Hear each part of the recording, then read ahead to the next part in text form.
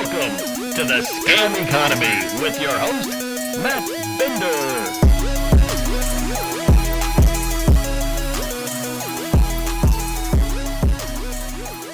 With so much going on in crypto and the rest of the tech industry, it's almost easy to forget that just a little over a month ago, Apple announced a VR headset, bringing new life to one of the industry's latest shiny objects, virtual reality, and all the adjacent industries that go with it, like the Metaverse. Welcome to Scam Economy, everyone. I am your host, Matt Binder, and on today's episode, we'll be talking about all of the latest Scam Economy hype surrounding VR and the Metaverse. But before we do that, if you'd like to support this show, go to patreon.com/mattbinder and become a paying subscriber. Go to scameconomy.com for the podcast version of this show. Go to youtube.com for the video version of this show. And also I opened up YouTube memberships for people who prefer to sign up there instead of Patreon. And as always, you can find me on pretty much every social media platform as Matt Binder. And a quick note, this episode was recorded just days before the official rebranding of Twitter by Elon Musk to X. So any references to Twitter is before that. But you know what? Maybe we'll keep calling it Twitter on this show anyway, because that's a whole nother Scam Economy episode in and of itself. But let's get to the latest on VR and the Metaverse. Hype in the Scam Economy. And joining me now to discuss all of this is Paris Marx, host of the podcast Tech Won't Save Us, author of Road to Nowhere, What Silicon Valley Gets Wrong About the Future of Transportation, and writer at the Disconnect newsletter. Paris, thank you so much for joining me today on Scam Economy. Thanks so much. Really excited to chat with you. I'm really excited to have you on too, because, you know, as we continue on this show to discuss beyond crypto, while still sticking sort of with like the crypto adjacent world, I think like to bring this up, is super important because it's going to really show people, how while crypto sort of has its tentacles everywhere, even companies that have had no sort of interest in crypto getting pulled into this sort of world of the tech industry hype bubble. And it's nothing new to tech. But I feel like as I don't know, I guess like as consumer electronics and online platforms sort of plateau, we're getting sort of trapped in this sort of thing where the tech industry feels like they need to hype up industries as innovations that really don't add as much lives as sort of previous tech innovations have. Do you sort of feel the same way about this? Like, I feel like, you know, the iPhone came out in 2007 and that like completely changed the game when it came to how people communicated. Obviously, smartphones as a whole, Android devices, not to just give you, Apple all the credit here, but, we're going to be talking about Apple's virtual reality headset. But like, and that sort of changed people's lives, how people communicate, how people interact, how they're always connected, how they use the internet and social media. But now it's like, we really gotta sit through all these people promising us that AI is going to change the world. Like, the iPhone just sort of did. It didn't have to continuously, remind people that it was going to do that. Absolutely. Your show might be like looking a lot at crypto, but I think if crypto itself was the scam, you can look at the tech industry as like a series of scam economies as they have to like hype up the next big thing and make it, the thing that everyone is going to invest all their money in. And then that crashes. And then there has to be something new. And crypto is one of those things. And it has had its kind of crash moment. Now we're in the AI hype moment. So everyone needs to be excited about ChatGPT and, Stable Diffusion and blah, blah, blah, and how it's going to like transform the world. but that is inevitably going to crash as well. Give it like 6 months, a year, whatever. There might be some aspects of it that kind of stick around a bit more, but the idea that like it's going to have these world changing implications, that it threatens the future of humanity, like, oh, this is just a wild load of bullshit that, these tech founders really want us to buy into. And I would say, if you look at the history of technology, like, you can look at things like the iPhone that have this really transformative aspect to them. But I would say you can also look at many other things like the Internet of Things, or all the automation in the mid 2010s, and like all these other concepts that have kind of come and gone, but at one moment were supposed to be the next big thing and then didn't happen. Right. So let's jump right into the Apple headset, which is, it's called, I mean, I really am, Apple used to just throw in the letter I in front of things and stuff like that. But just Vision is so bizarre to me. Like, it just Vision Pro, though. Vision Pro. You already have your Vision, right? Now it's giving you the Pro version that you're just going to stick on top of it. Is that actually, to me, I was just like, oh, they're coming out right away with the Pro version. So when they do end up rolling out the slightly that less expensive one, then we're gonna get like then it'll just be the Vision, right? So I prefer my version of it, though. Right. Last month, in June, Apple has their World Developer Conference event. Which, it's interesting how even that's changed to become like for people who don't know, why don't you tell them what, the WDC historically has been for Apple? Totally. It's this big kind of time of the year when they get all these developers together who, create apps and programs and all that kind of stuff for Apple, right? They're really important people for the larger Apple ecosystem and business model, because if you didn't have all these people making iPhone apps and programs for your Mac, like, those devices, that hardware would not be nearly as valuable as they actually are to us, right? If we didn't have all these apps that we were using on our phones and whatnot. So WWDC is kind of the moment, or as the people in the industry like to say with the lingo, it's dub. That's how they refer to it. So it's about getting all these people together. But to start it off, Apple always had this big keynote where they would not only bring you through like what was changing about the various operating systems, but would usually kind of announce some new products and stuff, right?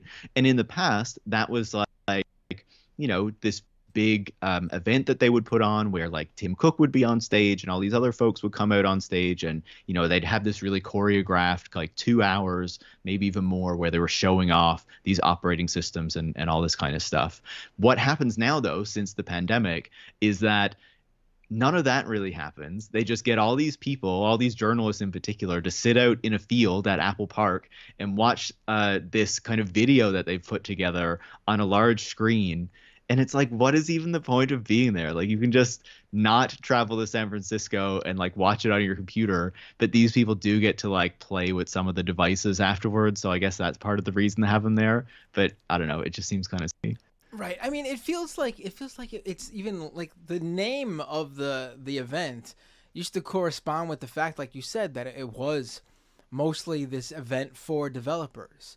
I remember they would have like, like sort of like keynote events and sort of, I don't know if class is the exact word, but there was there'd be like days of workshops and talks and stuff like that, right? Right. And now it's just basically, oh, the September Apple event where we unveil the new iPhone works so well for us every year. Why don't we just do multiple versions of that around the clock throughout the year? And then we'll get the extra press. The consumer base will have will erupt in talking about us and going out to pre-order our products, not just in September every year, but we'll get them again in October and then in April and June. It's like all right, they've clearly mapped this out good for Apple. And and so this year they unveiled this Apple Vision Pro. And see, the bizarre thing to me is like, all right, so we're going to obviously be talking about the virtual reality VR hype bubble. And then, without a doubt, once we bring that up in the year 2023, we have to bring up the metaverse. And then, of course, we'll be talking a little bit about how the metaverse is so tied to Mark Zuckerberg's company, Meta. And then, of course, we'll talk about how the metaverse in general, outside of Meta, is so tied to cryptocurrency in so many ways. And we're going to get into all that. But the bizarre thing to me is sort of like Apple is jumping into this space that has become defined by everything I just said. Yet, they don't have the metaverse play, the cryptocurrency play. And from the rumor mill that's been going around for many years, Apple has been planning this sort of virtual reality headset for like a decade, if not more. Like, this has been a long time in the works. So, like, they sort of got stuck releasing this product after, like, all these companies rushed out various versions of this throughout the years and sort of defined the space as something else that, like, Apple, I feel like, wouldn't have dipped their toe in if they had known this was the way things were going. Do you know what I'm saying? Like, it's very not Apple's scene what the VR space has become. Totally. Like, I think that there's so much to talk about in what you've just said, right? This is a project that has been in the works for a long time. It's a post Steve Jobs product for Tim Cook's leadership. And basically it was one of these projects where, the Apple kind of company was trying to figure out what they were going to do next because they had to do something, right? They couldn't just rely on the phone and the iPad, and the watch was already under development before Steve Jobs died. So, people debate whether that's considered a Jobs project or a Cook project or whatever, right? But Tim Cook also wanted something that was going to define his time at the company. And so the car project is one of those things, the car that has been in the works for years. And the most recent news we have is that it's not coming out until at least 2026 because, again, the tech just isn't there. It's not as far along as they hoped it would be. It's not developing properly, which is what we see with a lot of these autonomous vehicle projects. But then the other one was the VR headset. And I think the thing to say about that is that the initial idea was not so much a VR headset, right? The initial idea was that you would just wear on your face like a regular set of glasses, and it would have like a computer display on it, so you'd be able to see all this like information that I guess was going to be pulled from your phone or whatever.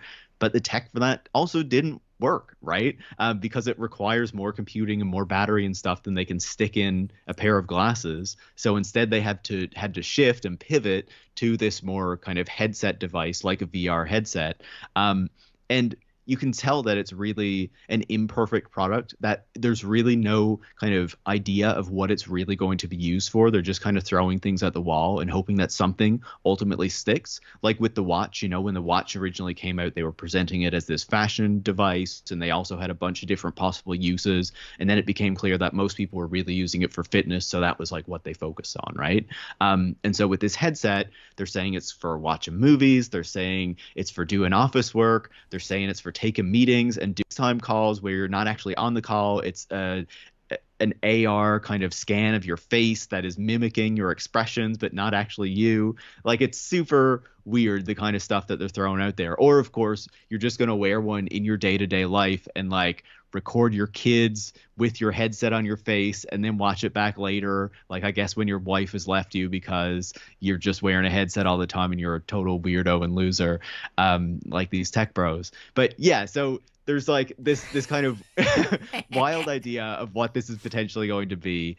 Like my vibe is like they've really misjudged this really terribly. Like, one of the things that I don't know if you're familiar with Dave Karp, but he wrote a piece for Wired like a couple years ago. It was right before Facebook really kind of took on this big kind of metaverse play, where he described VR as the rich white kid of technology, in that it's constantly going to be the next big. It fails, but then it still gets more money, and it's going to be the next big thing again, and then it fails again, because we've had so many versions of like VR is going to happen now, and like there's old video game consoles that were focused on VR, and like we did it again like a decade or so ago, and VR was supposed to be the thing, and now VR is supposed to be the thing again, and it never really happens because I don't think people want to have like big headsets strapped to their faces all the time. Right. I mean, I remember I had a Nintendo Virtual Boy back in the 90s. Totally. I mean, everything was red, but Yeah. But yeah, this is a thing that existed. I mean, and that's sort of like the thing to me. Like they're and this isn't just Apple, obviously, but the VR industry is so obsessed with integrating this into every facet, and I think this is where like not only like is the connection with crypto that like, oh, you know, so many of these metaverse worlds, crypto is into the way. This is to me just another, this is a totally different way it's connected, where crypto was sort of the same thing in terms of it had to monetize everything. You know, everything needs to be, everything's a speculative asset. NFTs are going to come along, and you're going to be able to connect even real world things to NFTs, and you're going to be able to speculate and throw down money and put a price on everything. In this way, like the VR world wants everyone to be and everything to become VR. Like you'll be, oh, we won't need desktop computers anymore because you'll be doing your work in a virtual reality headset. Oh, meetings, virtual reality headset. Socializing, a virtual reality headset. Who needs to go to a concert when you got a virtual reality headset? And it's just like, why can't you just understand that you're working with a niche device that sure can be used for entertainment purposes or what, you know, gimmick you that it actually works for, like video games, for example. But like, it's not going to be a device that people live on, like their phone, for example, because inherently you can't experience the real world, you can't experience life while also partaking in VR. Like it's not something you can just do on the side. Like you can just like quickly whip out a phone and text somebody, or open up the map app on your phone and find out directions, so you and your friends could actually then go ahead and go somewhere together physically. Totally. I think it's a complete delusion by these companies to think that this is something that's really attractive to people, that we all want to be wearing these screens on our face all the time. But you can see why they want to do it, right? On one hand, I think that there's this kind of inherent kind of like these people who develop like a bit more antisocial than the average person, and also kind of obviously a bit more interested in new technologies and stuff. But as you described, there's this kind of idea that like you're going to put this headset on your face and you're going to like interact with the world through this headset. You're going to be constantly like, you're going to watch movies by yourself because you're just going to have this headset on, or you're going to call people with this headset on, or you're going to interact with your family with this headset on. And the idea there is like two different things, right? On one of it, there's a recognition that these companies make more money if, you know, we are kind of socially excluded, right? If we're not interacting with other people and we're always using the technology as a way of mediating everything else that we do in the world. And I think that we see this as with like the delivery services and stuff. Like the idea with the delivery services is you're going to stay home or you're going to work a lot and always be at work or one of these areas. And then, you know, everything else that you need you in your personal space or your workspace, and you're never going to go outside of that and interact with the rest of the world, right? It's a very kind of, I think, very social exclusionary idea of how society should work. And I think that these tech people in particular kind of are much more attracted to that way of living life and setting up society than an average person. But I think that the other angle of this is that the tech companies realize that the more we are looking at screens, the more they are making money, right? And we saw this through the pandemic in particular, right? Those first couple of years when everyone was on their screens and there was like, you know, social distancing and people weren't seeing as many people because you didn't want to risk spreading the virus or catching the virus. And so we were using our screens way more, and you saw the revenues and profit, but all these major tech companies go through the roof, right? It's part of the reason they hired so many workers and started expanding. Like Amazon started building so many warehouses and later had to pull back because they just thought all this growth was going to like continue. Like pandemic was not some exceptional moment, but our new, you know, normal, and everyone was just always going to live isolated in their bubbles and looking at their screens all the time. But now we're like kind of past that moment. Like COVID has not gone away, but most of society has kind of gone back to normal where we still interact with people again and all that kind of stuff. And we've seen kind of the usage of devices and screens drop as a result. But these companies still want us to be looking at the screens all the time because that's what works for them and that's what benefits their business model. And so you can see in the metaverse the desire to always have people kind of, in this virtual world rather than in the physical world, where they're constantly on a screen, they're constantly being tracked, they can constantly be served ads and all this kind of stuff. But you also see it with the Apple device, right? Instead of, me doing my work on my computer and then looking away and going doing something else for a bit, the screen is always there. So I'm always engaging with some sort of program or service or whatnot that is on that screen, not just when I look down at my phone, but it's always right there on my face. That's what they wanted to do with the smart glasses, but they couldn't make that work because the tech wasn't there. So now they're trying to figure out how we can make a headset that people are going to want to wear even in situations where you wouldn't really want to wear a computer, which is why they have this weird kind of pass-through thing where you can see a digital version of your eyes if you're talking to somebody else. Like, it's a totally wild idea of how social interaction is going to work. And like, nobody's going to buy it other than these weird like tech people, like buy into this vision, I should say. I think there will unfortunately be some more people who buy these headsets. But yeah, it's just such a wild vision of how society should work, how social interaction should work. And it's all filtered through this lens of not just like what do we think is best as tech people, but also what is going to be most profitable for us and how are we going to shape the technology, not so it's for the betterment of like society and people and all this kind of stuff, but so it serves shareholders and profits and blah, blah, blah, right? Which is always the guiding light or whatnot when it comes to Silicon Valley. Right. It's so interesting how like like you said, they wanted to make like sort of wearable, connected glasses, and maybe a year or two ago on this show, I did an episode on Google Glass, and we talked about Google Glass, but also wanted to point out exactly. Actually, let me look up. I forgot who I had on for that show. Let me quickly, because I want to give a shout out to people to check out that episode. Quinn Myers, right? Book on Google I spoke Glass. to him as well. Right. And so it's a great book. Everyone should check that out. And check the episode out too of both my podcast and Paris's podcast. Yeah, see our different takes on it. Yeah. But like the interesting thing to me, and I guess maybe an angle that maybe this show focused on a little bit, is how like some of the big names in funding the cryptocurrency companies were also involved in Google Glass. Obviously the most obvious one, Mark Andreessen, was involved so heavily. I mean, he still has that famous photo out there of his egg-shaped noggin wearing those glasses. But the interesting thing to me is like, and let's not forget how Robert Scoble pretty much single-handedly destroyed totally with his shower photo. But like, I'm waiting for the person who puts on an Apple Vision Pro in the shower or something and has one of these weird photos that goes viral. Right. The only problem with that that's gonna deny us of that is I would love to know who's the person who's gonna bring in a $3,500 device into the shower. Man, these tech people are weird as hell. Like, you don't know what they're gonna. I don't know if you saw this, but someone posted on Reddit like a few weeks ago or something asking whether anyone else is planning to try wearing an Apple Vision Pro while they're driving a car so they can still be connected and like, but using the pass-through feature on it. So I was like, man, people are not ready for what these tech pros are going to try when this headset comes out into the world, because like we can't even get on their level to imagine the crazy shit that they think they should be able to do with this thing. Right.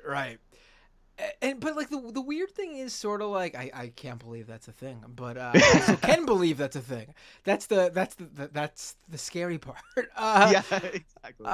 But like isn't it weird how like what is it now? 10 years ago, we were all making fun of Google Glass and how it looked, but now that we see what they want out of these wearable headsets and what we're getting now, it's funny because like Google Glass 10 years on probably would have worked comparatively to what they're pushing now. Like, I could now imagine actually someone wearing those Google glasses that are, just, they look like regular glasses, but with this weird little, like, Star Trek-esque, like, laser looking thing on the side.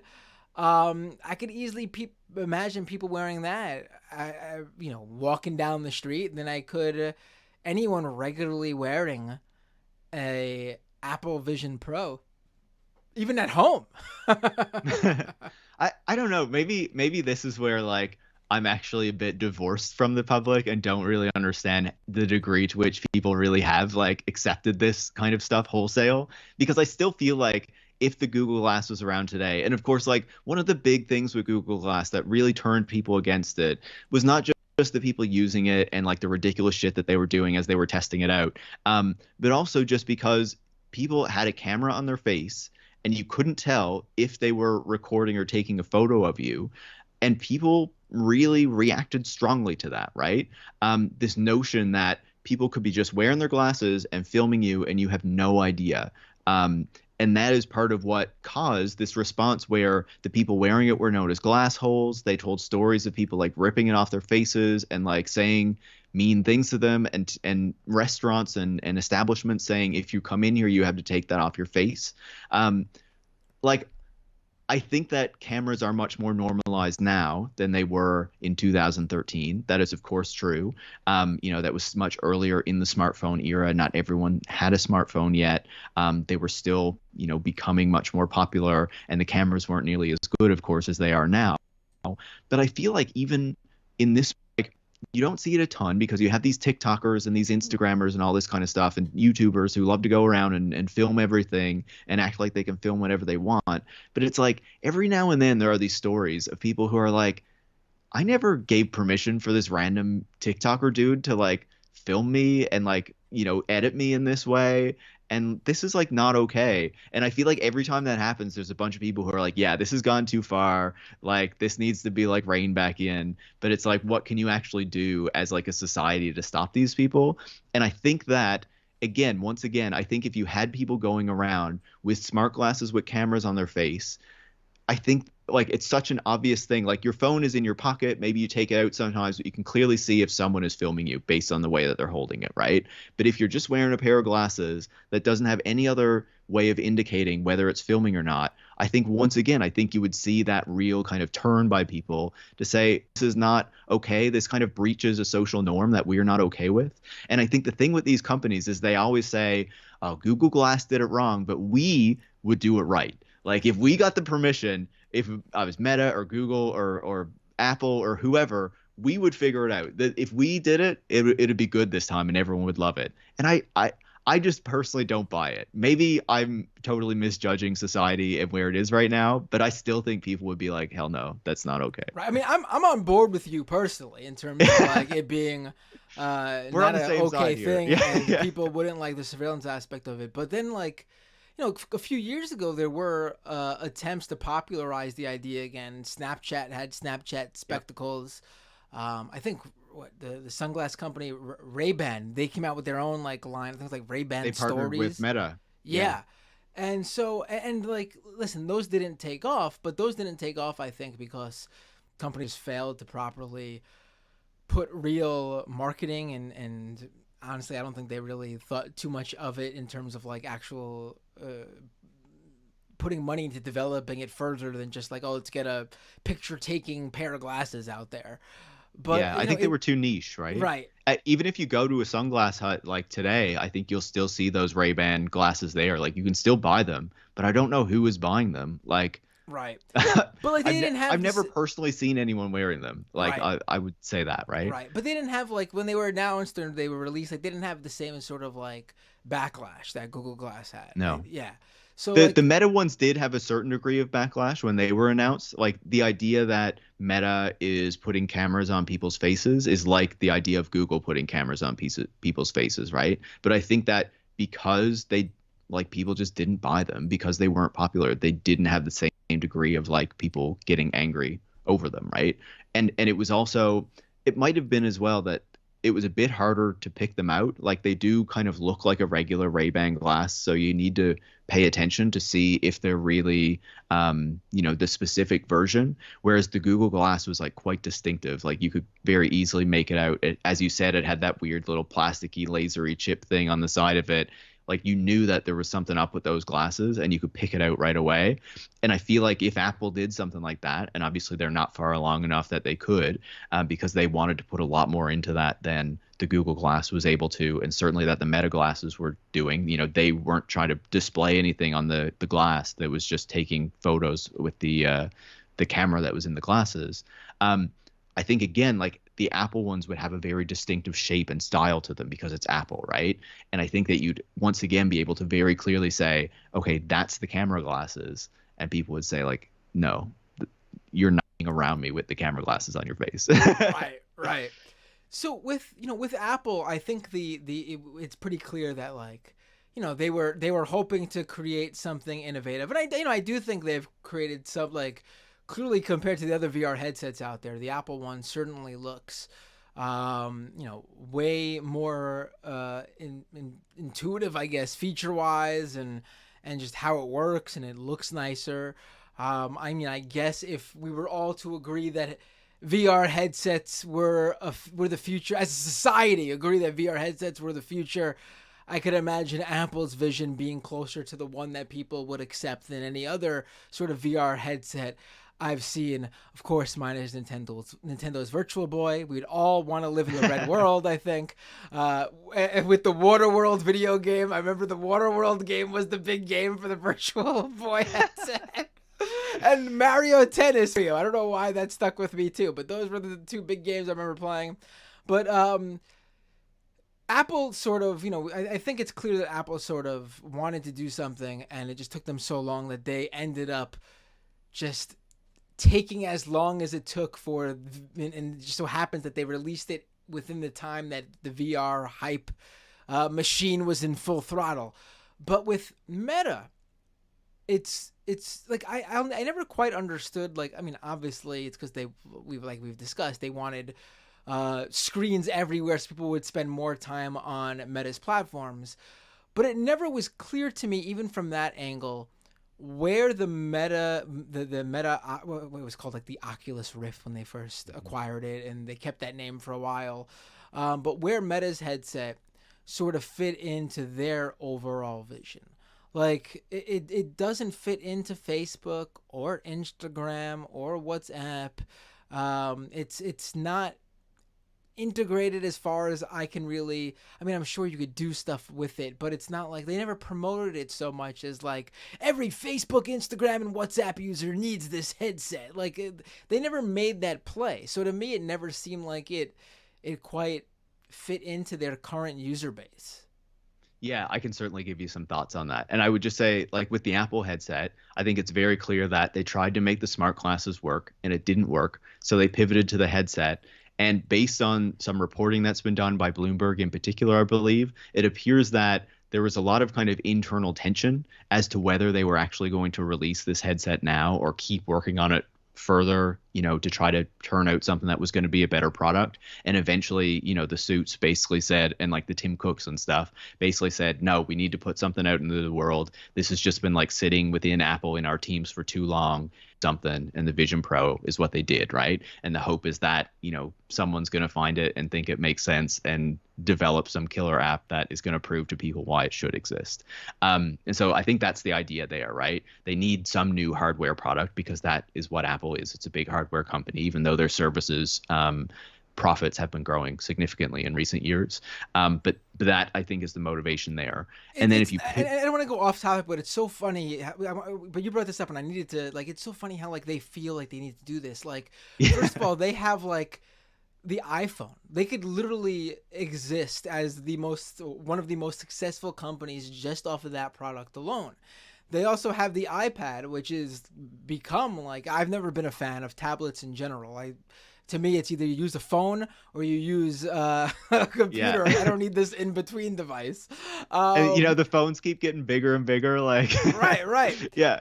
But like even with the iPad, it's clearly become like the big tablet in the space. Another Apple product I don't get because it's not something that connects with me is the watch. Mm-hmm. But that also sort of become like the big like smartwatch in the field. They're probably the top in that space too. So you have the phones, the tablets, the smartwatches. And the funny thing is they completely have ignored their actual computer line, the Mac line, to the point where, like, listen, I went to film school in the early 2000s. That was the computer you had to buy if you were an artist, if you were creative, if you were a filmmaker, a graphic designer, photographer, you needed a Mac. And they just let Microsoft come into that space with an assist from Adobe. And now that's just not, you don't need to. In fact, a lot of the industry doesn't use. I mean, Final Cut used to be the indie filmmaker editing tool, and they just even gave that up to Adobe as well with Premiere. Now it's Premiere's the main tool, and the problem with Apple for that is you don't need a Mac to use Premiere. You could also use it with a Windows PC computer. And so they completely blew it on their computers, and they still seem to just ignore it. And instead of, continuing to do what they do good and then like putting their focus back on their longest standing line of products, they're just throwing out more stuff that to me just doesn't make sense. Like, it's just, they don't need to do this. They're either like the top in every field, or they were once. Yeah, and I think what matters to them more than being the top in the field, though that is of course important, is to be the most profitable, right? And we know that their products are insanely profitable because they sell at a premium price tag. And so they make a lot more money than the other companies that are churning out Windows computers and Android phones and all that kind of stuff, even if they sell less kind of in total, right? So it totally works for them. And what we've seen under Tim Cook is kind of like the product line keeps expanding because he wants to fill like every kind of niche and offer different price points and all this kind of stuff, because he's not like a creative person. He's a money guy, right? He's an inventory guy, and he's serving the shareholders first and foremost. So whatever's going to make the line go up, make the numbers go up, that's what he's going to do. And I think if we pivot over to Meta to explain their kind of desire to move into the metaverse, like I think very cynically, you can see part of it as like there were about the Frances Haugen stuff, the leaks that were happening there, and they wanted to, which was about kind of Facebook's platform, how it was terribly moderating its platform, kind of like the negative impacts that the Facebook social media platform was kind of having in the world, and how the company itself like kind of didn't care and wasn't doing the right things to try to rein that in, and so they needed something to like redirect the focus to, right? And so 6 months later, the whole kind of name change to Meta happens, the whole focus on the metaverse, all this kind of stuff, how that's going to be the future of the company. But I think like more seriously, like more fundamentally, if you think about like the business model and like the political economy of what they were trying to achieve, it was like, on the one hand, you had Mark Zuckerberg, who was like obsessed with the Ready Player One and Snow Crash stuff and really just wanted the metaverse to be a thing because he was personally interested in it. That motivates, of course, part of their purchase of Oculus so that they have the VR thing there. It's been reported that Mark Zuckerberg, a member of the Oculus VR team, a copy of Ready Player One when they joined the company, being like, please read this book, like this is what we're trying to build, kind of a thing, right? But then the other piece of it is that listeners probably remember back in 2021, I believe it was, Apple made some changes to its platforms where it limited the amount of ad tracking that Facebook and these other platforms could do, and that cut Facebook's ad revenue by $10 billion just in 2021 or 2022. Like, it was a really significant drop because they couldn't collect the data in the way that they wanted. And one of the things that Zuckerberg and that Meta as a company have long kind of been concerned about and complained about is the fact that they don't own the platforms that they're on. Like, yes, they have the social media platform, but you access that through a Mac computer or a Windows computer or an iPhone or an Android device. And so there's always someone else making the decision about kind of the platform that you're using and how you actually interact with, social media platform or whatever, right? And they wanted to control the device. Like, they wanted that degree of control so that an Apple or a Google or whatever couldn't mess with their relationship to the user.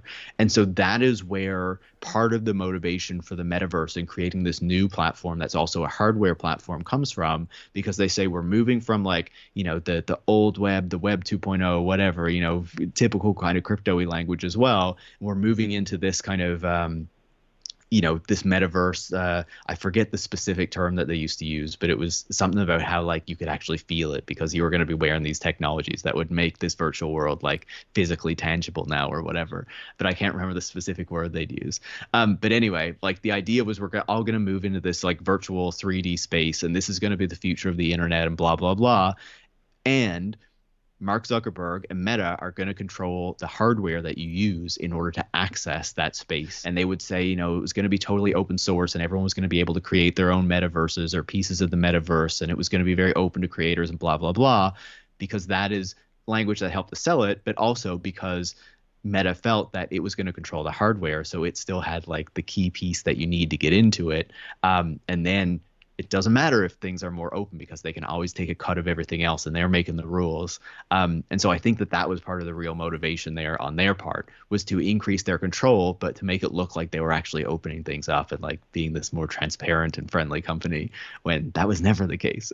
Right. I mean, we see this with like all these big tech companies. The second they get to a certain level where like, because, I'm not belittling people in software, but obviously software is a much easier business to get into than hardware. So you need to, if you aren't starting out as some massive company with funding, all these companies' trajectory aside, because of the time that they, I guess it was much easier to start a hardware company back when you were one of the first computer companies in general. But it's easier to create a website or some sort of app or software or platform. And from there, once you hit it big and have lots of money to work with, then dive into the hardware business. We see this with Amazon, how they have their own line of like tablets and devices with it's called like Fire. To mix success, I think we should say as well, right? Right. I will say they are the most successful. I don't know. This is anecdotal as well, but in this house, if you are a child like my two totally. kids, you get the Fire tablet. You don't get that expensive Apple. Yeah. You get the cheaper one, right? Right. That's one with of the big selling points with the Amazon hardware is like it might not work as well, but like that's okay because it's cheap, it's easy to replace, like whatever, right? Right, and Amazon actually sells one specifically designed for kids with like the default being like the foam built around it, like the foam casing built around it. For if you bought an iPad, you have to buy like the normal adult iPad, and then you have to go out and find a kid-friendly case for it and buy that on top of the already expensive iPad. Not happening for my children. Sorry to them if they are listening. They are not. They're 8 and 4. But when they do listen to this, they'll understand why they didn't have an iPad. So these companies are all trying to get into the hardware space here, but it's clear that some are doing better than others, and that's because, for example, Apple isn't really chasing it in terms of like how Amazon and e-commerce companies, that's how they started, and Meta, which we'll get into a lot more with their VR headset right now, they're a social media company. It's clear who's comfortable doing this and who's just throwing stuff out there so they could sell a lower tier hardware product just so they could dip their feet into the space, so they're making some of that money there. Exactly. And you can see that, all these companies do want to get into hardware because that gives them the control of the platform, the device. If you're accessing things through their hardware, that gives them an extra degree of power. But you can see that Apple has long been a hardware company, right? Like since its inception, it has been a hardware company. That's its DNA. It wants to put more of that stuff out into the world. These other companies are trying to move into that space as well because they see the opportunity that comes with controlling the hardware, even if their devices are not going to be nearly as profitable as Apple's devices because it has kind of carved out the niche at the top of the market to take all the profit. So they need to look at other ways to kind of monetize the hardware game. And, for Amazon, of course, it's making sure it gets the Amazon devices in your hands so you use more Amazon services as a result. And Meta is similar, right? It wants you to use Meta hardware. It wants you to use the Oculus headset because then it gets you into this broader kind of, metaverse or, the various games that it has, and those sorts of things. Right. So, I think, talking about how these companies are just trying to sort of squeezed profit out of every little facet of the, every little niche in the tech industry possible, I think is a great, when I mentioned it earlier about how it's very sort of analogous with what crypto and NFTs and the Web3 space is trying to do. And most direct to that is with Meta and their Metaverse. Now, Meta did make a separate crypto play with Libra. I mean, that's a whole separate thing. Yeah. That's a whole nother conversation. But, they sort of made their entire company branded around the Metaverse play they were going for.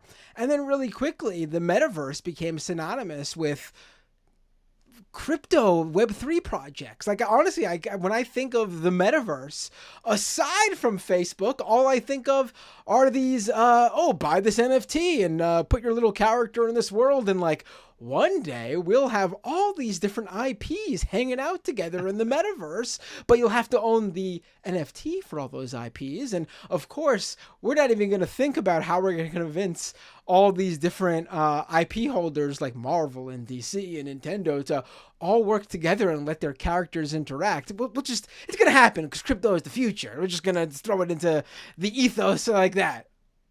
Oh, totally. And, this kind of comes from a few different spaces, right? Obviously, Meta is making the push for the metaverse, inspired by particular ideas that Mark Zuckerberg thinks are really cool and interesting, but also because there's, a kind of capitalist desire behind it, get people into the virtual world, get them using the hardware, be able to kind of monitor and track them at all times, be able to serve them ads and all this stuff because they're in the virtual world. But then, what is the new form of monetization? It's kind of buying all this crap, right? And in the metaverse, it's probably not going to be NFTs, was kind of, it wasn't the way that they were pushing it. But as you say, there were all of these crypto projects. And because these two ideas were ascendant at the same time, they kind of glommed onto one another, right? And so you had like Decentraland and all these other random, crypto Web3 metaverse projects that tried to kind of capture this attention and this interest, because even though, a lot of these companies have gotten out of the metaverse space now, there was this like window of time where all of the big companies, or many of the big companies, were, experimenting with or trying NFTs, or saying that they might kind of integrate it with their brand. And like the fashion companies were saying, we'll have NFTs and we'll make our clothes available in the metaverse and blah, blah, blah, and all this kind of stuff, right?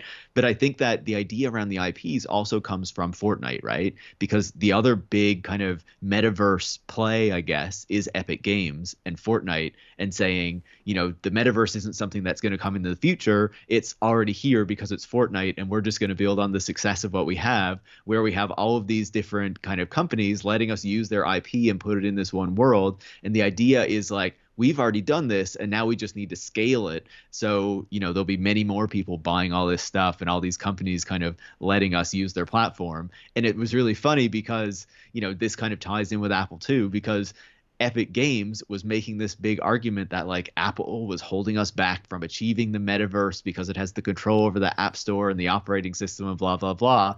And they took them to court and like fought them on it. And they really weren't successful, like if you look at the court cases and what came out of it. But Tim Sweeney, the guy who runs Epic Games, was very much casting himself as like, he was standing up for the creator, pushing back against this major monopolist, Apple. But really, if you read what he was saying, all he wanted to do was get Apple out of the way, like kind of break their control on the like the walled garden and all that kind of stuff, so that then Epic Games could come in and they would control the infrastructure of the metaverse and how you access it and all this kind of stuff. So all of these companies are just trying to get their own control in a certain way. They're always trying to make it look like they're fighting for you and me, the little guy, but actually they're just trying to figure out how they can control everything and reap all the profit they can possibly get out of it. Right. I mean, I'm so glad you brought up Fortnite, because I didn't even think of bringing them up on this episode in Epic Games. But, it's so funny that they like sort of frame themselves as a metaverse company. And I've seen Tim Sweeney get upset about people crapping on the metaverse. And it's like, why are you trying to put your very successful video game franchise in an industry, stick it in an industry that has had no success whatsoever. It's like, why do you want to be part of that loser club? Because, I mean, Fortnite is not the metaverse, at least how we've come to hear about it.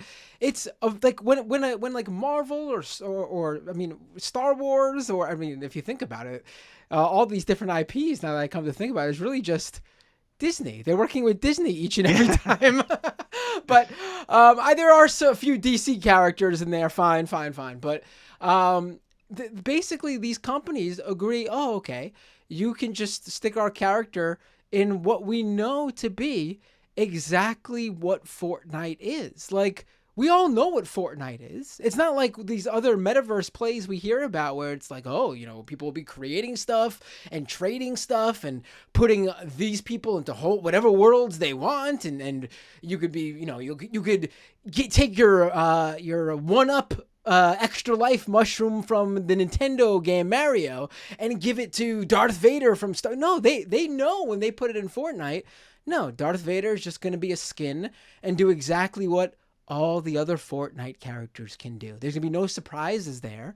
It's not like suddenly someone's gonna create like Darth Vader having sex and Leisure Suit Larry or something, because they could just put them wherever they want in the ideal metaverse world. Really, what Ready Player One, I guess, would be. They're not sticking Darth Vader into Second Life or VR Chat or something like that. Like, it's in the sanitized world of Fortnite where you know that the IP is going to be somewhat protected in there. Right. And on top of all that, like, Epic Games doesn't even let you, like, sell or trade things. I don't believe so. No, they don't. I could tell you that 100% sure, as someone who plays Fortnite with my 8-year-old. Yeah. Yes, they do not let you, like, if you like, people who sell their Fortnite stuff, they sell the entire account. Like, you have to sell everything. Okay. You can't give someone a skin that you have. Whatever's attached to your account is with your account forever, and if you want to get rid of it, you have to get rid of the whole account. I mean, that goes really against everything I've been told about what Web3 and the metaverse is from these crypto NFT people. Like, the idea that it would even be in that same world is just ludicrous, because it's not. Yeah, and even Mark Zuckerberg, like, I think he was suggesting the same things, right? Like, you'd be able to buy things in the metaverse, but I'm pretty sure you'd be able to trade them as well. And his vision of how it would work, even though you weren't using NFTs and blockchains and all this kind of stuff. But I think that the Epic Games and the Tim Sweeney thing really shows how much the metaverse was really just like a marketing term, right? For basically like an MMO with some new features kind of added onto it. And Tim Sweeney would even come out and say, like, the metaverse doesn't have to be virtual reality. It can still be a 2D, or like, it can still be a regular game that you look at like through your computer screen or whatever. You don't need to use VR. And, the metaverse is basically just like a 3D world where you buy stuff, it's so like, it exists. Like you said, you brought up totally Second Life, World of Warcraft, like, all these things existed. The whole metaverse play was, to me, from Meta's position, it's virtual reality. Mm-hmm. And then from the crypto position, it's all of that, but you throw crypto and NFTs in there, and everything is monetized. Everything is a financial asset to be bought and sold, and the entire point is to make money. So either way you come at it, it's just like not what any successful existing video game franchise is. And, like, if you actually go ahead.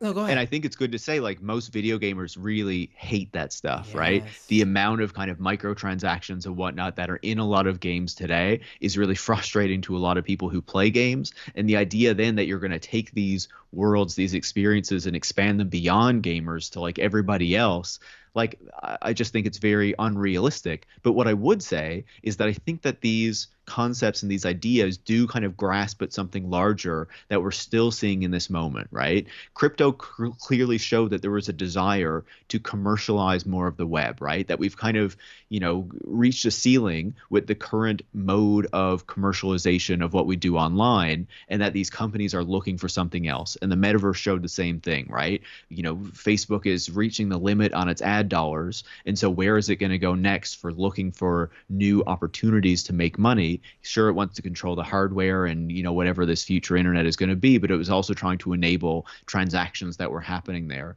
As those ideas have kind of fallen off a cliff, we've still seen interest rates rise. We've seen a challenge to the larger business model of the Valley. We've seen the rise of these generative AI tools that are scraping the web.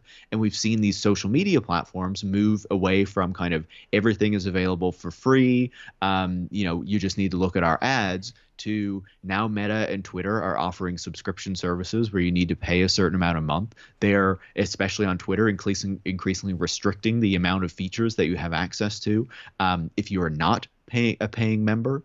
And then on top of that, you see services like Twitter and Reddit trying to shut down people who are scraping the service, trying to exert much more control over what happens on the service, so that you need to pay to access these other aspects of what is going on there, even if it's not like the direct user experience.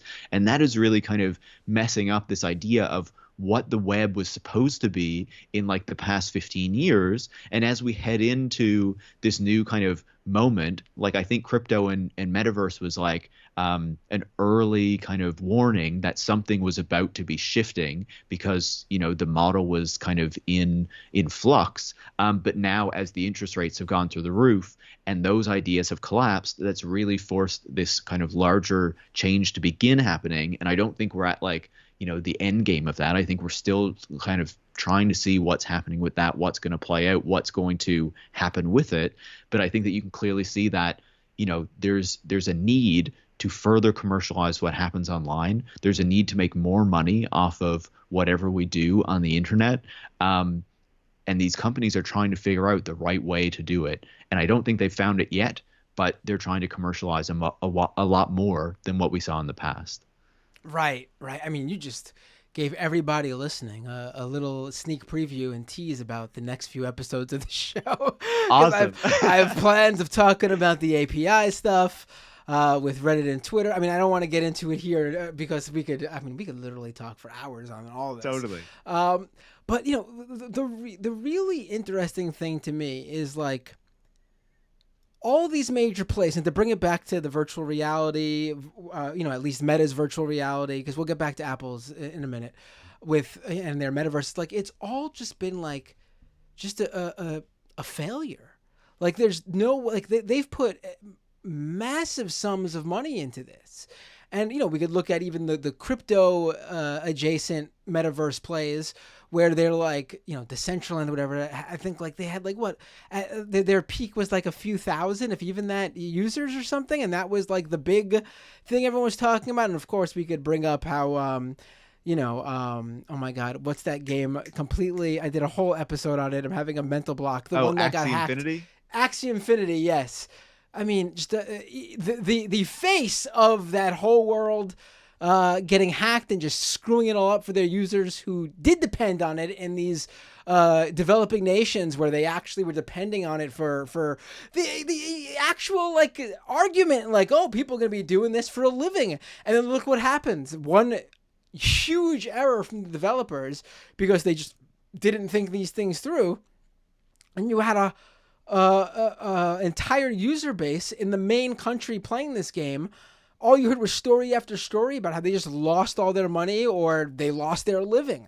I mean, and so getting back to the and people, if you want to hear more about Axie Infinity, go check out the episode we did on that. Again, don't want to get too sidetracked here. But Meta put all this money into the metaverse, all this money. And they even made this really bizarre move. I've never seen this, where they raised the price of their VR headset years after it had already been released. That, like, every gaming console, and let's face it, Meta, if you're listening, Zuckerberg, if you're listening, the closest piece of hardware that your VR headset is, is too, are the major game consoles like PlayStation, Xbox, Nintendo's Switch, or whatever the next Nintendo console is going to be. And usually, as time goes on, the consoles drop in price as they prepare to sell the remaining stocks and release the new console. Meta did this bizarre move where they, years after this thing was out there, they raised the price by $100. Like, I still don't get that play. Like, they had to have lost money with that. I don't know anyone who would have been like, yeah, I'm going to wait for the VR headset to go down in price because I'm not going to be one of those early users. And then they see the price go up and they go, oh, now is the time to buy. Like, it doesn't make any sense. I think it clearly shows, like, one, the recognition that this is not working, so they're not going to continue to subsidize the losses on the headset. But then on the other piece of it, like, as the whole business was kind of shifting, we remember last year, the value of Meta's stock, like, went through the floor. Like, it totally plummeted because they reported declining user numbers on Facebook, and they were still burning all this money on the metaverse. So it was clear they had to kind of fix up the bottom line and show that they were doing something. They laid off a ton of workers more recently. So, all of these things were like impacting what was actually happening. And I think that there was also a recognition within the company that the metaverse the metaverse idea was really not working out as they had planned. Certainly it distracted from some issues at Facebook for a little while, which was nice, but they weren't really succeeding in building this brand virtual world that was going to be the future of the internet. And so there needed to be like a recalibration. And more recently, we've seen Meta and Mark Zuckerberg saying that AI is now their prime focus because that's the thing that everyone is focused on now, right? The metaverse kind of recedes into the background. I believe some of these layoffs even hit, the teams that work on the metaverse stuff and the VR stuff. So clearly, if that was kind of your focus, if that is really the future of the company, I don't think you'd be laying people off who are working on that stuff, even if you're doing kind of layoffs across the company. I don't think they ever actually hired the 10,000 metaverse workers or whatever they said they were going to hire in Europe. I don't remember if you remember that big promise they were going to like build a metaverse center in the EU. I don't think that ever happened. I know maybe that they hired them maybe they hired them in the metaverse. Maybe they hired a bunch of virtual legless metaverse characters. Yeah. I remember a number of months back, a journalist, I believe, asked Meta if these workers had hired, and like they basically got no comment. Like, so I think that indicates that it never happened. So yeah, you see this large shift away from the metaverse. Certainly they'll still talk about it. I have no doubt about that. But I think that there was a recognition within the company that this bet had not worked out. And that in order to kind of regain the confidence of shareholders. Let's remember Mark Zuckerberg has controlling, voting over the company, so he can't actually be forced out. But it's still good to keep the investors happy, I guess. So they needed to lay people off. They needed to not focus so much on the metaverse. They needed to take some other kind of moves to say, look, we got this. Not everything is falling apart. It's going to be okay. And obviously the metaverse vision suffered as a result. From a virtual reality, virtual world with a headset and a belief in it so much that they changed the name of the entire company to brand themselves as this metaverse VR brand, all of that to just pivot to a brand new microblogging application in Threads. I mean, it's incredible to see. Like, obviously the AI play, like you said, but it really is amazing that they would change the name of their company to all of this and then just like so easily and quickly jump to the next hype, which is AI. And actually, I think Twitter and microblogging is a great example because it is sort of hyped right now, mainly due to Musk and his failures. So people think there is some opening here. I tend to think there's not, in terms of like there's no opening to like take down a Twitter. That's all hype again. There's an opening maybe for like communities looking to leave Twitter and for you to be their home, but I don't see anything outright becoming a replacement. I think we're really seeing like a disaggregation. like there are all these communities in Twitter, and I think now you're just seeing them leave and kind of establish themselves on their own apps. And how successful those apps will be in terms of like a business model, I'm very skeptical of. I think most of them won't work out, and I wonder how long it'll take until we start to see some of them fold. Something like Mastodon, I guess, is probably not as concerned about that because there's not really a profit incentive built in there anyway. You're just kind of relying on people to run their own servers and whatnot. So maybe, there's a way that kind of works out.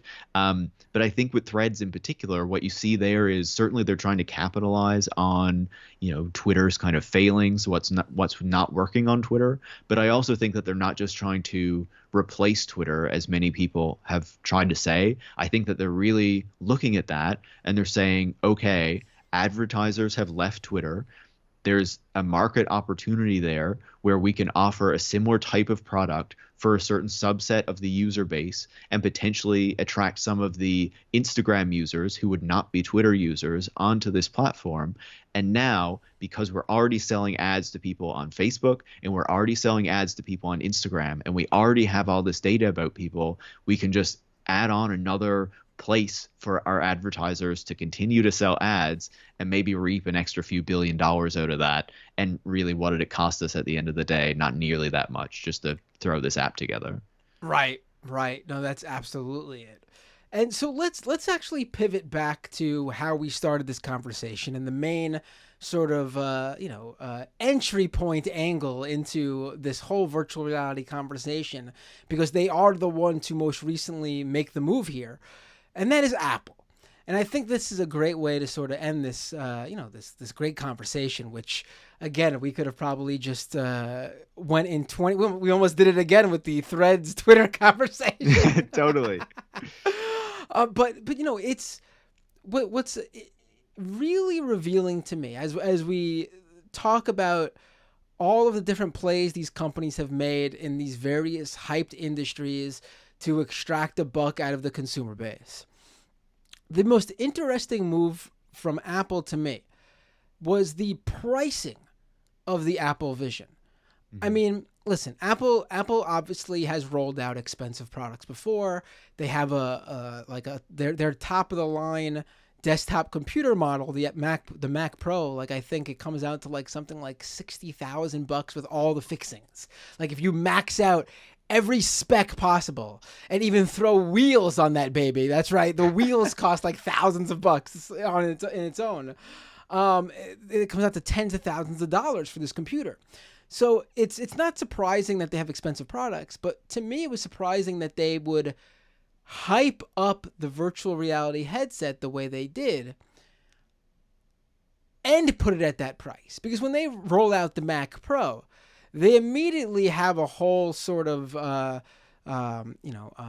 video package and all that that's clearly meant to speak to, CGI and special effects people, Blender artists, like people who are doing hardcore, intensive work that requires extremely strong and high processing power. But with the headset, it was just like everyday woman sitting on her couch using it, guy standing in front of a desk using it the same way he would use his laptop or whatever with the Mac OS X screen. It was very interesting to see them do all that and then still roll out the $3,500 product. And like, I don't know how you felt about that, but to me, it was sort of them saying like, hell, even we realize that this is not where the rest of this industry either wants it to be or thinks it is going to be. Like, we're not even close. At least that's what was my take. Totally. I think that when you think about the price, there's a few things that really come to mind. One is even the tech journalists, many of who are like already in the tank for Apple, like they love Apple, they'll promote the hell out of Apple, they'll give it the benefit of the doubt. When they showed that off at WWDC, even a lot of the journalists seemed kind of shocked that it was going to cost that much. Like the thinking was it's probably going to be $2,500, maybe $3,000. $3,500 is like another step above, right? Honestly, $2,500 would have shocked me too. No, totally. I was expecting like I was expecting like MacBook Pro price, like 1,500. Right. Well, the rumors that were kind of coming out, like out of Bloomberg and the people who actually, pay really close attention to Apple, were that it was going to be up in this range, but not that high, right? So then there was already that shock. But I think that it comes back to what we were talking about before, right? Where the reporting on this suggests that Apple was not sure whether it wanted to put out this product, that it wasn't getting the tech to where it wanted to be. And it finally came to the point where like Tim Cook and some of the suits said, listen, we got to put something out there. I don't care what we do, but something is going out into the world because this product needs to be shown off. Right. And so they reached this point where they said, OK, it's going out there. We need to kind of pack the capabilities into this. We need to show what it can do. So it's going to be expensive. It's going to be a bit more of a tech demo. We're not going to sell very many of them. There were some stories last month, I believe, that they've already cut back on production on these headsets. I think they were only planning to like sell 1 million next year. Now it's like in the hundreds of thousands I think it was between 200 and 400,000 headsets. So again, already a big cut. So I think that they're already expecting that not many of these are going to be sold. It's going to be for the real fanatics, the real Apple fanboys, the people who have money to blow. And it doesn't really matter if this product is going to make any sense or not. So I think that explains who's going to use it. I think that leaves an opening to also say, hey, we shouldn't be using this at all, and to kind of ridicule the rich people who do end up buying it and using it. And it just looks kind of stupid, especially if they wear it to the office or in a plane, or like we were talking about before, driving their car or whatever. But then I think the one other piece of this that really stands out to me is that Apple has kind of pushed this vision of like this headset and what it's all going to mean. And just like their kind of grand vision for what the future of computing is going to be. But I think that it's very unclear that this is actually going to be a big transformative product, that it's actually going to be something that people want to adopt, that it's actually going to be like the next iPhone or the next iPad or whatever that everyone kind of has to have, right? I think I'm very skeptical of that. There was some reporting out just a couple of weeks ago that showed that people with smaller builds, smaller heads, and stuff like that find that they can't wear the headset for more than a half hour. Again, things that we've heard about VR headsets for a long time. No surprise, it's the same with Apple, even though they were saying that they've tested all this stuff. They've made sure it's going to be good for everyone, blah, blah, blah. Even with that play they made with the battery not being part of the headset. Totally. I mean, again, I saw that and I was like, oh, interesting. That's a very Apple move to consider that. Mm-hmm. But it still goes to show you just how far away this tech is from living up to the hype, because absolutely I can't imagine people like it honestly looked to me like a pro camera rig. Like, mm-hmm. If you're a professional camera person, you need to put your camera in a cage so you can connect all this stuff to your camera, but then sometimes you don't want the camera to be too top heavy, so you need to have these extra peripherals connected to you, like on a belt or something. And it obviously, if you're a professional cameraman, you're familiar with that stuff.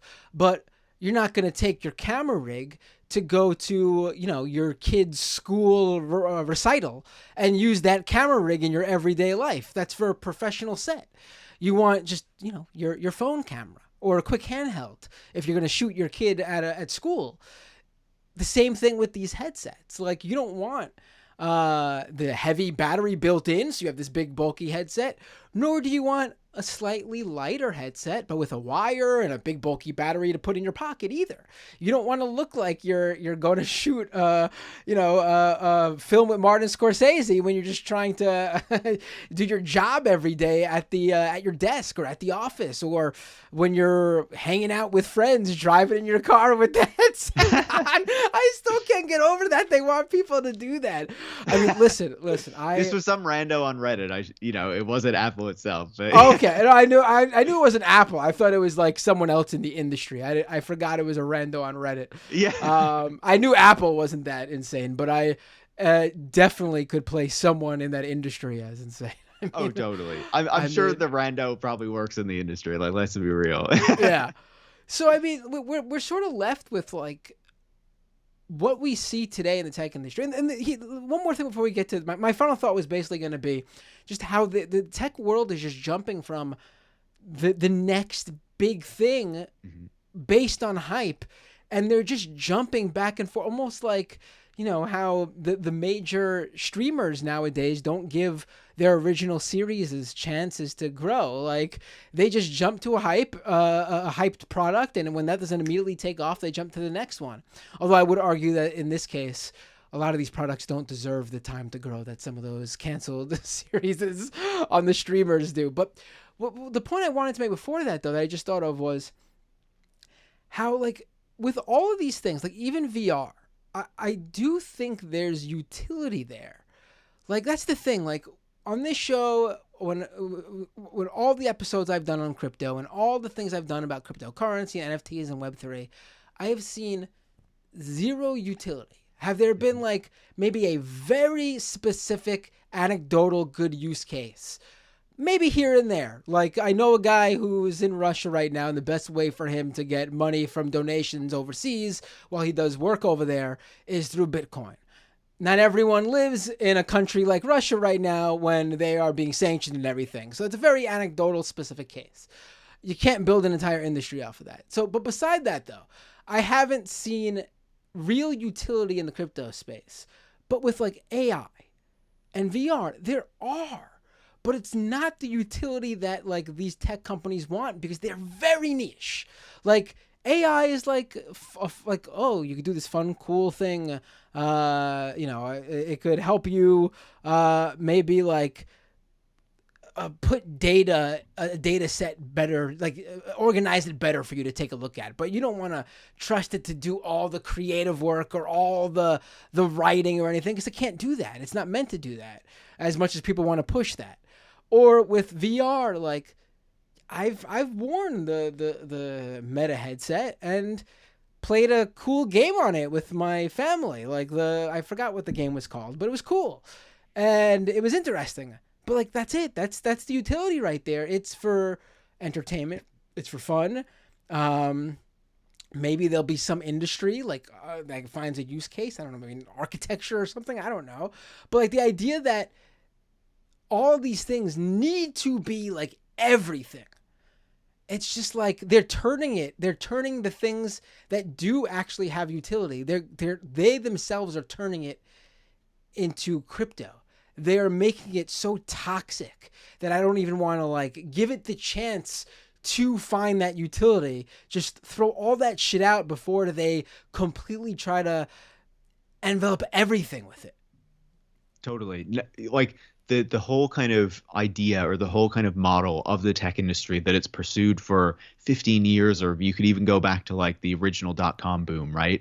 Is the idea that everything needs to expand, everything needs to be massive, everything needs to be used by everybody, and everything needs to eventually like basically become a monopoly or part of a small oligopoly so that they can reap kind of mega profits from it, right? You can't have something that just has a niche use case that is useful to a certain number of people that really meets their needs really well, because that is not profitable enough, right? It needs to be massive or the VCs and the investors really don't care. So VR can't just be something that a certain subset of video game users like to use to play some games or go into VR chat or like whatever they want to do with it. It needs to be for everybody, and we all need to have one, and we all need to go into this metaverse, and this is going to be the future of how we live and talk and play and work and blah, blah, blah, right? It has to be everything. And with the AI, it's like the same thing, right? They need to scrape the entire web. They need to take everything to create these massive models that rely on kind of concentrated computer power that require a ton of resources and energy in order to run. And they'll say that like, oh, it's a threat to humanity, but we still need to create this stuff. But really, it's like, it's not going to have the huge impacts that they are making us believe, because those impacts make us ignore the actual potential impacts of these things, which is like a continued de-skilling of labor, a continued kind of ensuring that employers have more power over workers, the potential to roll these systems out in, bureaucracies and welfare systems to further kind of carve people out of benefits and stuff. Like, this is the real impact that we're going to see with AI, even though like the use cases and the popular kind of media interpretations tell us something completely different. But it's like every single time with these technologies, it's either a total scam like crypto and a bullshit thing that blows up and we don't hear about again, or it's supposed to change the world and going to be the most amazing thing ever. And then like we stop hearing about the amazing stuff but then what it actually does is really negative and really harmful for workers and like just a lot of people around the world. But then we stop talking about it because it's not sexy and cool and great anymore, and we move on to the next thing. Right. I mean, I want to be able, I want to be able to face swap, Donald Trump and Joe Biden for a 1 minute comedy video and have their faces look realistic on each other's body. That's a cool use case of AI. It's funny. I don't want actors to be completely replaced in 1.5 to 2 hour long full length feature films with completely AI models. That's not what we want. They can't just take the tech for what it is and be like, oh, it's cool to use or helpful or easy or, gives, utility to this very specific subset. No, they got to continue to exploit it to the point where they can extract as much money as possible out of it. And it's always to the detriment of workers and to consumers even, obviously, and to really everybody but the people at the top who end up, reining in all the cash. Totally. I completely agree. Yeah. Man. Paris Marx, everybody.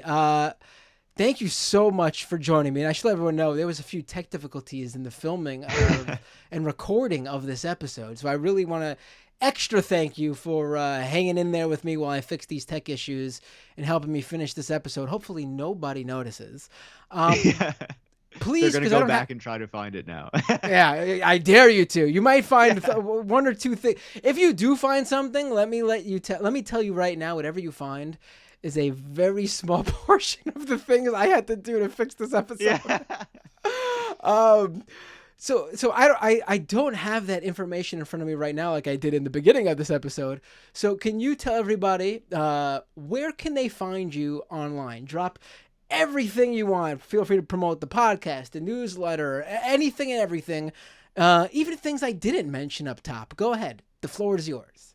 Thank you so much. Yeah, Tech Won't Save Us is the podcast. It's on all the podcast platforms. Go find it, listen to it. I have a newsletter called Disconnect where I write about the tech industry and why it all sucks, basically. I have a book called Road to Nowhere, What Silicon Valley Gets Wrong About the Future of Transportation. And of course, if you want to follow me on social media, just search for Paris Marx. There's way too many social media platforms now, so it's a waste of time to name them all off. Who knows how many there'll still be next week. Paris, putting you on the spot right here. Let's end it right here. After we went from crypto to the metaverse, we're now in the AI hype bubble. When this goes down, what does everyone jump to next? What is the next tech hype bubble? I would be tempted to say something around like clean tech or green technology or something like that, right? Like the world is on fire. We're all in the heat waves. We all recognize that like we've totally fucked over this planet. The tech industry wants to profit from that. They're not going to solve the problem. So I would say the next big thing they jump on is probably going to be climate related somehow. And they're going to find a way to suck some profits out of doing absolutely nothing to address the problem. There you go, everyone. You know who will be on the next Scam Economy episode that talks about the next big hype bubble, which will obviously be clean tech. It's going to be Paris Marx. Thank you so much, Paris. Have a great night. Absolutely. You too. Thanks so much. Seriously, I don't think you know how many technical difficulties there were getting this episode together. I don't even know what happened still to this day. But anyway, I hope you didn't notice, or it was a minimal intrusion in your enjoyment of the scam economy. And as always, we will keep on this topic and many others. A lot of great episodes on the way and in the works. To support this show and what goes on here, be sure to go to patreon.com/MattBinder and become a paying subscriber if you can. You could also become a member on YouTube at youtube.com/MattBinder, where I opened up paid memberships there as well. And of course, you could still subscribe to the channel for free, where the video version of this show gets posted. I also do my live streams on there, along with multi-streaming on Twitch at twitch.tv/MattBinder. And if you are an Amazon Prime subscriber, be sure to connect your Amazon account to your Twitch account, and you get a free Twitch Prime subscription each month to give to your favorite creator. Maybe if you don't want to do Patreon, if you don't want to do YouTube, and you are already an Amazon Prime subscriber, you'll just subscribe via Twitch Prime over at twitch.tv/MattBinder. Follow me all over the internet at Matt Binder. Be sure to go to scameconomy.com for the podcast version of this show and subscribe over on Apple Podcasts, on Spotify, wherever you listen to podcasts. And while you're on those platforms, be sure to leave a review. It was absolutely great to have Paris Marx on this episode. I look forward to having many more discussions with him on this show. But until then, I will see you all next time on the Scam Economy.